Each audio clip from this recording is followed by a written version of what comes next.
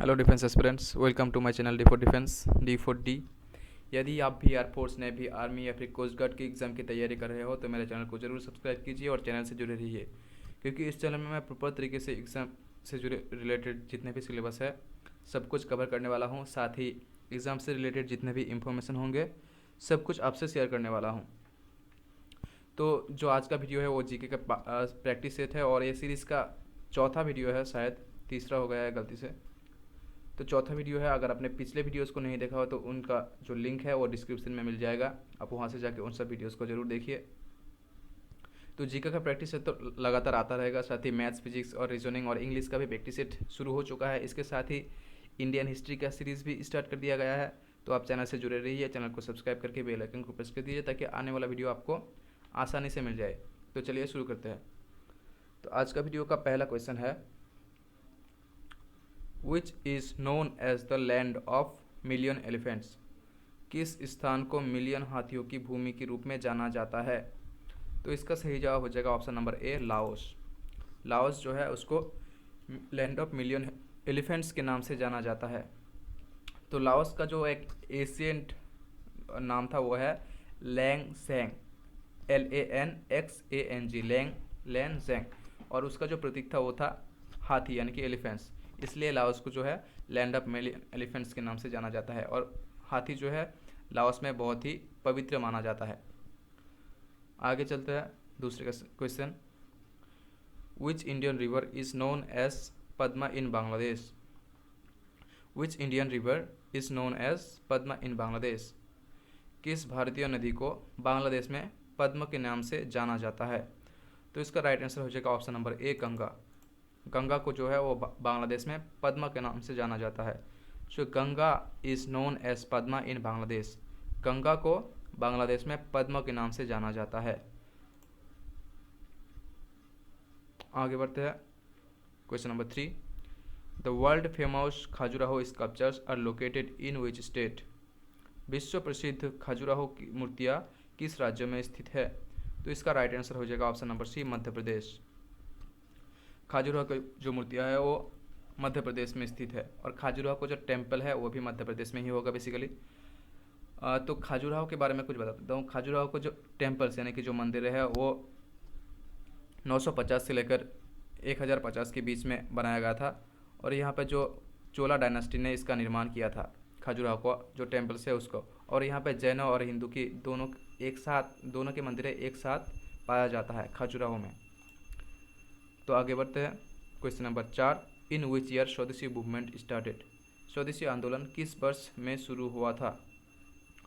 तो स्वदेशी आंदोलन जो है वो 1905 में शुरू हुआ था। स्वदेशी आंदोलन के बारे में पिछले जो वीडियो है वहाँ पे भी क्वेश्चन था और हिस्ट्री में भी जो है वो वहाँ पे भी क्वेश्चन था। तो स्वदेशी आंदोलन के बारे में मैं और कुछ बता देता हूँ। स्वदेशी आंदोलन जो है वो 1905 में स्टार्ट किया गया था। इसके पीछे का जो रीज़न है वो 1905 में लॉर्ड कर्जन ने जो है वो बंगाल का विभाजन करने के लिए घोषणा की थी। मतलब बंगाल का बंटवारा करना चाहते थे लॉर्ड कर्जन, क्योंकि बंगाल में जो है वो मतलब रिवोल्ट की जो चांसेस थे वो हो चुके थे, इसलिए 1905 में उसने बंगाल का विभाजन की घोषणा की और इसीलिए स्वदेशी आंदोलन स्टार्ट किया गया था। आगे बढ़ते हैं, question number 5, when did DRDO establish. DRDO की स्थापना कब हुई थी? तो DRDO की स्थापना जो है वो 1958 को हुई थी। Option number A, 1958। DRDO is established in 1958। DRDO की स्थापना 1958 को हुई थी। तो DRDO जो है उसकी स्थापना तो 1958 को हुई थी, लेकिन स्थापना के टाइम पे DRDO उसका नाम नहीं था, उसका नाम था डिफेंस साइंस ऑर्गेनाइजेशन। और इसका नाम 1980 में बदलकर DRDO किया गया है। 1980 में डिफेंस साइंस ऑर्गेनाइजेशन का नाम बदल के DRDO यानी कि defence research organisation, defence research and development organisation किया गया है। तो पहले जो इसका नाम था वो था डिफेंस साइंस ऑर्गेनाइजेशन। आगे बढ़ते हैं, question number 6, which is essential for the formation of chlorophyll. Chlorophyll के निर्माण के लिए कौन सा तत्व आवश्यक है? तो इसका राइट आंसर हो जाएगा option number C, magnesium. Magnesium is essential for the formation of chlorophyll. Chlorophyll के निर्माण के लिए मैग्नीशियम जो है वो आवश्यक है। तो क्लोरोफिल जो है वो पैरों के पत्तों में मौजूद होता है, और क्लोरोफिल की वजह से ही पैरों के पत्तों का रंग जो होता है वो हरा होता है। So chlorophyll is the reason behind the colour of the plants to be green. और क्लोरोफिल के फॉर्मेशन के पीछे जो एसेंशियल तत्व है यानी कि आवश्यक तत्व वो है मैग्नीशियम। चलिए आगे बढ़ते हैं। Question number 7, the third Buddhist council was held in which year. तृतीय बौद्ध परिषद किस वर्ष आयोजित की गई थी? तो इसका राइट आंसर हो जाएगा option number B, 250 before Christ.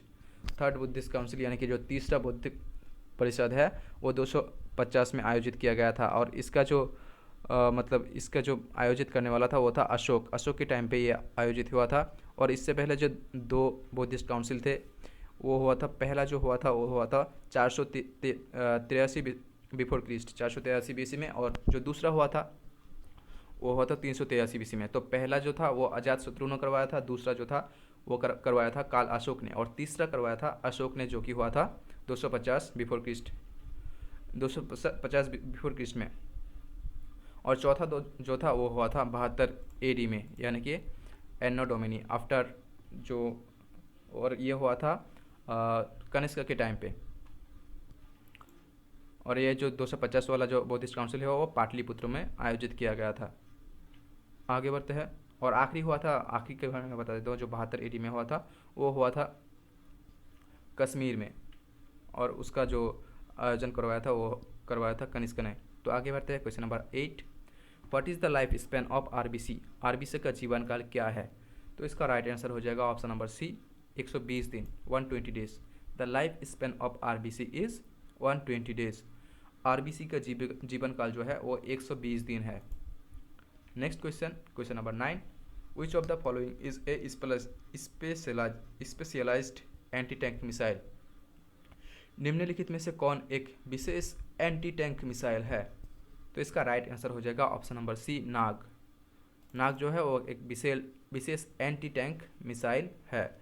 Nag is a specialised anti tank missile. आगे बढ़ते हैं। Question number 10, which is the smallest cranial nerve in human body. मानव शरीर में सबसे छोटा क्रेनियल नर्व कौन सा है? तो इसका राइट आंसर हो जाएगा option number G, trochlear. Trochlear nerve जो है वो मानव शरीर का सबसे छोटा क्रेनियल नर्व है। Trochlear is the smallest cranial nerve in human body.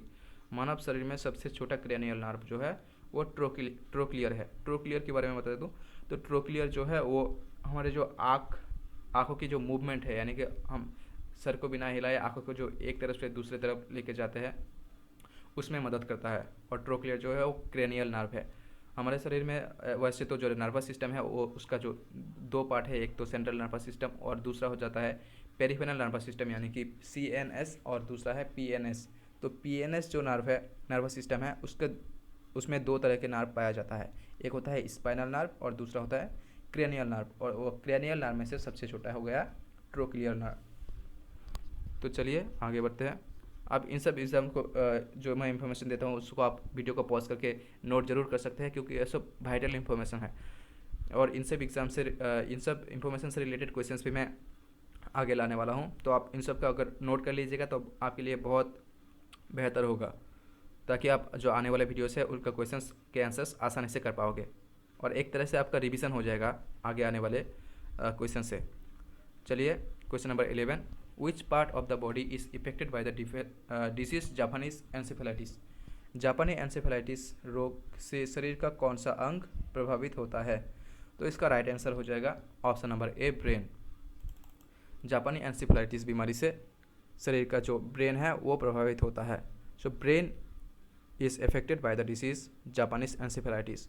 और जापानीज एंसेफेलाइटिस जो है वो एक वायरस से होता है, जिस वायरस का नाम है जापानी एंसेफेलाइटिस वायरस, और उसको शॉर्ट में JEV कहा जाता है। और जापानीज एंसेफेलाइटिस का टीकाकरण के लिए भारत सरकार ने इंद्रधनुष मिशन का शुरुआत किया था। इंद्रधनुष मिशन का शुरुआत किया गया था जापानीज एंसेफेलाइटिस का टीकाकरण के लिए, और वह भारत सरकार ने किया था।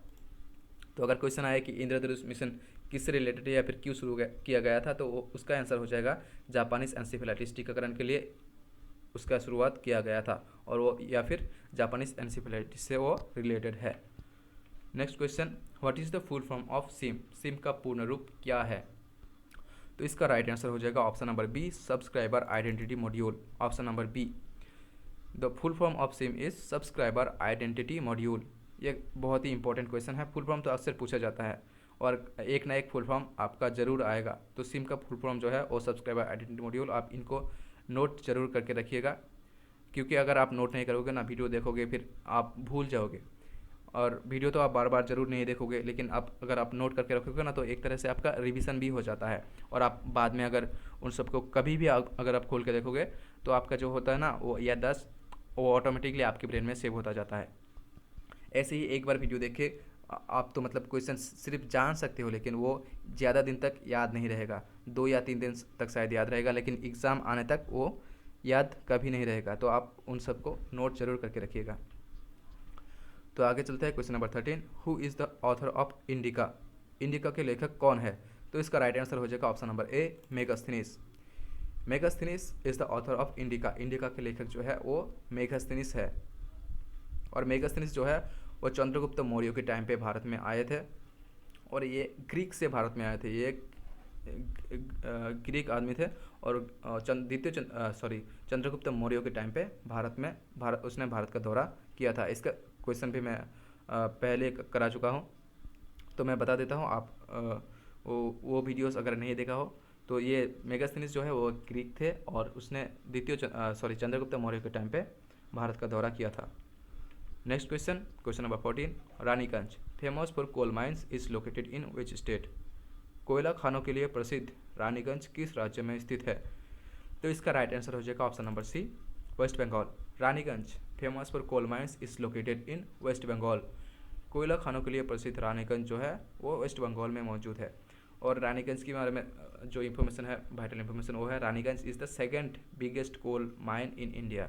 भारत का जो दूसरा सबसे बड़ा कोयला खानों में से कोयला खाना जो है वो रानीगंज है। Next question, question number 15, Kanha national park is located in which state? Kanha राष्ट्रीय उद्यान किस राज्य में स्थित है? तो इसका राइट आंसर हो जाएगा option number B, Madhya Pradesh. Kanha राष्ट्रीय उद्यान जो है वो मध्य प्रदेश में स्थित है। Next question, question number 16, the Tropic of Cancer does not passes through which of the following states? कर्क रेखा भारत के किस राज्य से होकर नहीं गुजरता है? तो इसका राइट आंसर हो जाएगा ऑप्शन नंबर बी, नागालैंड। कर्क रेखा जो है वो नागालैंड से होकर नहीं गुजरता है। The Tropic of Cancer does not passes through Nagaland. कर्क रेखा भारत के नागालैंड से होकर नहीं गुजरता है। तो कर्क रेखा के बारे में जो शॉर्ट ट्रिक है वो मैं आपको बता देता हूँ। Short trick to remember states through which Tropic of Cancer passes. जो शॉर्ट ट्रिक है मतलब जो ट्रॉपिक ऑफ कैंसर कौन से राज्यों में से पास होता है उसको याद रखने का जो शॉर्ट ट्रिक है वो है मीरा का जेसीबी जीएमटी पर है। यहाँ पर का नहीं होता, सॉरी गलती हो गया। मीरा का जेसीबी जो है वो जीएमटी पर है। मीरा का जेसीबी या का को आप काट दीजिएगा, का को नोट करने की ज़रूरत नहीं है। आप मीरा का जेसीबी जीएमटी पर है, इसको नोट कर लीजिएगा। तो मीरा जो होता है एम आई से होता है मिजोरम, RA से होता है राजस्थान, J से होता है झारखंड, C से होता है छत्तीसगढ़, B से होता है बंगाल, और G से होता है यहाँ पे गुजरात, M से हो गया मध्य प्रदेश, और T से हो गया त्रिपुरा। इन सब राज्यों से होकर जो है ट्रॉपिक ऑफ कैंसर गुजरता है। और इन सब के बाहर अगर कोई भी राज्य हो तो उसमें से ट्रॉपिक ऑफ कैंसर नहीं गुजरता है। तो नंबर ऑफ स्टेट्स की अगर आप पूछा जाए तो आप यहाँ से भी आंसर कर सकते हो। नंबर ऑफ स्टेट्स भी आप यहाँ से याद रख सकते हो। कौन से स्टेट से ट्रॉपिक ऑफ कैंसर गुजरता है आप उन्हें भी यहाँ से याद कर लीजिएगा। ये शॉर्ट ट्रिक है और ये आप ज़रूर नोट कीजिए, एकदम मोस्ट इम्पॉर्टेंट है। यहाँ से तो मतलब ट्रॉपिक ऑफ कैंसर से मतलब अगर आप 2 एग्ज़ाम में बैठोगे ना, 2 में से 1 एग्ज़ाम में यहाँ से ज़रूर क्वेश्चन आपको मिलेगा। ये 100% गारंटीड है। ट्रॉपिक ऑफ कैंसर कौन से स्टेट से गुजरता है, ट्रॉपिक ऑफ कैंसर कौन से स्टेट से नहीं गुजरता है, ट्रॉपिक ऑफ कैंसर कितने स्टेट से गुजरता है, ये सारे क्वेश्चंस बनते हैं। और इन सब को याद करने का एक ही ट्रिक है, मीरा का जेसीबी GMT पर है। आगे बढ़ते हैं question number 17, which plays an important role in making teeth strong. दांतों को मजबूत बनाने में कौन महत्वपूर्ण भूमिका निभाता है? तो इसका राइट आंसर हो जाएगा option number C, calcium. Calcium जो है वो दांतों को मजबूत बनाने के लिए इम्पोर्टेंट रोल अदा करता है। दांतों को मजबूत बनाने के लिए महत्वपूर्ण भूमिका जो अदा करता है वो calcium. Calcium plays an important role in making teeth strong. तो कैल्शियम के साथ साथ अगर पोटेशियम भी हो, अगर मतलब यहाँ पर कैल्शियम की जगह अगर पोटेशियम होता है, कैल्शियम अगर ऑप्शन में ना हो, या फिर कैल्शियम, पोटेशियम या फिर विटामिन D3, ये तीनों जो तत्व है वो दांतों को मजबूत बनाता है। दांतों और बोन्स, जो शरीर की हड्डियाँ हैं, उनको मजबूत बनाता है। कैल्शियम, पोटेशियम और कैल्शियम, पोटेशियम और विटामिन D3, ये तीनों मिल के जो है शरीर की हड्डियों को मजबूत बनाता है। आगे बढ़ते हैं question number 18। Which of the following DNA is found. निम्नलिखित में से किस में DNA पाया जाता है। तो इसका राइट आंसर हो जाएगा option number D, nucleus. DNA और RNA जो है वो न्यूक्लियस में पाया जाता है। अगर यहाँ पर DNA की जगह RNA भी होता तो उसका भी राइट आंसर न्यूक्लियस होता, यानी कि न्यूक्लियस में DNA और RNA दोनों मौजूद होता है। सो DNA is found in nucleus. निम्नलिखित में से न्यूक्लियस में DNA पाया जाता है। आगे बढ़ते हैं question number 19। In which of the following addicts full name of Ashoka is mentioned. निम्नलिखित में से किस संस्करण में अशोका का पूरा नाम अंकित है। तो इसका राइट आंसर जो हो जाएगा ऑप्शन नंबर ए, मास्की। मास्की में अशोका का जो पूरा नाम है वो अंकित है। In Maski edict full name of Ashoka is mentioned. निम्नलिखित में से मास्की एडिक्ट में जो है वो अशोका का पूरा नाम अंकित है। आगे बढ़ते हैं क्वेश्चन नंबर 20, जो कि आज का लास्ट क्वेश्चन भी है। विच of the following Indian leader popularised सत्यमेव जयते। निम्नलिखित में से किस भारतीय नेता ने सत्यमेव जयते को लोकप्रिय बनाया। तो इसका राइट आंसर हो जाएगा option number D, Pandit Madan Mohan Malviya. Pandit Madan Mohan Malviya ने सत्यमेव जयते को लोकप्रिय बनाया। पंडित मदन मोहन मालवीय पॉपुलराइज्ड सत्यमेव जयते। तो पंडित मदन मोहन मालवीय जो थे उसने BHU यानी कि जो बनारस हिंदू यूनिवर्सिटी है उसकी स्थापना भी की थी। और सत्यमेव जयते जो वर्ड है वो मुंडक उपनिषद से लिया गया है। तो आज के लिए बस इतना ही। नेक्स्ट वीडियो में हिस्ट्री का और 20 क्वेश्चन जीके प्रैक्टिस का सेट का और 20 क्वेश्चंस लेकर आऊँगा। और हिस्ट्री का जो है उसका भी सीरीज स्टार्ट कर दिया गया है। इंग्लिश का भी जो सीरीज़ है वो भी स्टार्ट कर दिया गया है। तो आप चैनल से जुड़े रहिए, सब्सक्राइब करके नोटिफिकेशन बेल को प्रेस कर दिए ताकि आपको जो आने वाला वीडियोस है वो आसानी से मिल जाए। तो अगर वीडियो अच्छा लगा हो तो वीडियो को लाइक ज़रूर कीजिए। आगे भी ऐसे वीडियो के लिए चैनल को सब्सक्राइब जरूर करें। और कोई डाउट हो तो मुझे कमेंट करके ज़रूर बताइए। वीडियो का PDF मेरे टेलीग्राम चैनल पर मिल जाएगा, जिसका लिंक डिस्क्रिप्शन में है। तो वहाँ पे जाके आप मेरे टेलीग्राम चैनल को ज्वाइन कर सकते हैं। थैंक यू, धन्यवाद, बहुत बहुत शुक्रिया।